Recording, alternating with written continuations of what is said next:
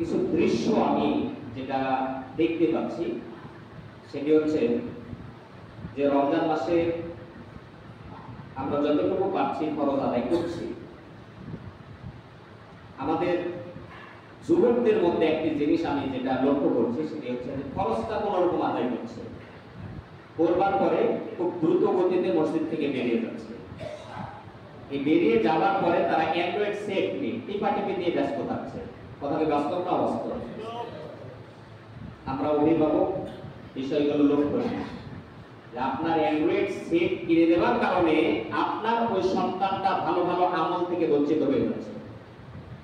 নামাজটাকে তরক করে এই ইবাদতটাকে ত্যাগ করে যখন শুধুমাত্র ফরজ আদায় করে দৌড় দিচ্ছে, অ্যান্ড্রয়েড সেট নিয়ে যখন বসে থাকছে, তার মানে বুঝতে হবে যে আল্লাহ তাআলার হুকুম পালন করার চাইতে, আল্লাহর সন্তুষ্টির চাইতে ওর কাছে ওই অ্যান্ড্রয়েড সেট খুব দামি হয়ে গেছে।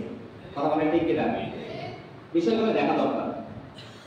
আপনি অভিভাবক, আপনাকে দেখতে হবে। যদি না দেখেন আসরের ময়দানে পিঠ মোড়া দিয়ে আপনাকে বাধা হবে।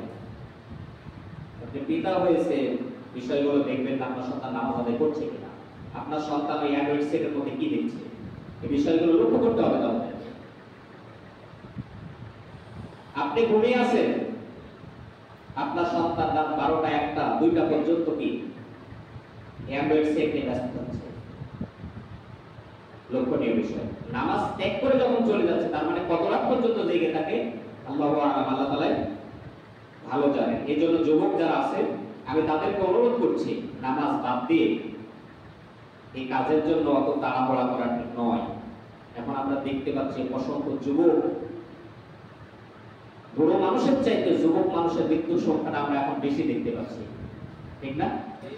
বিভিন্ন জায়গায় অ্যাক্সিডেন্টের মাধ্যমে কি মৃত্যুটা হয়ে গেছে। সম্মানিত উপস্থিতি, এই রমজান মাসে অল্প কয়েকদিন আগে রাজশাহীর একটা ঘটনা দেখলাম। অল্পদিন আগে কাটাখালী মাদ্রাসা থেকে ফারেক শেষ করেছে, তারাবির নামাজ পড়ানোর জন্য মোটরসাইকেল নিয়ে বের হয়েছে। রাস্তায় পিছন থেকে পিকআপ ভ্যান এসে তাকে চাপা দিয়ে স্পট ডেড হয়ে গেল। তরুণ যুবক, বয়স কত? সর্বোচ্চ হয়তো 24 থেকে 25 বছর।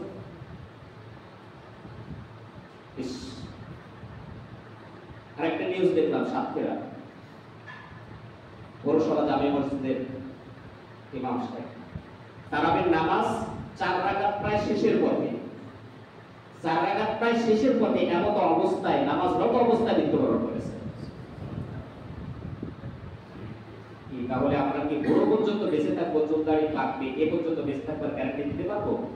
পারবো না। তাহলে যুবক বয়সে, আমি আলোচনাটা আগেও করেছি, যুবক বয়সে ইবাদত আল্লাহ তাআলার কাছে অনেক অনেক গুণে দামি। সুবহানাল্লাহ বলেন। স্পেশাল ভাবে যুবকদেরকে আল্লাহ তাআলা মর্যাদা দেন। যারা ওয়াশাবুন নাশাআ ফি ইবাদাতিল্লাহ, যে সকল যুবকেরা তার এই যৌবনকালটা আল্লাহর দাসত্বে কাটাবে। সুবহানাল্লাহ বলেন। এই জন্য যুবক, রক্ত গরম আছে, এই বয়সটা তোমার নষ্ট করো না, একটু সঠিক পথের দিকে আসো। এই রমজান মাসে যদি এলোমেলো জীবন তুমি গঠন করো, তাহলে তুমি জীবন কখন করবে বিষয়টা আমরা দেখবো। বলেন ইনশাআল্লাহ। এরপরে বেশি বেশি দোয়া করবো আমরা।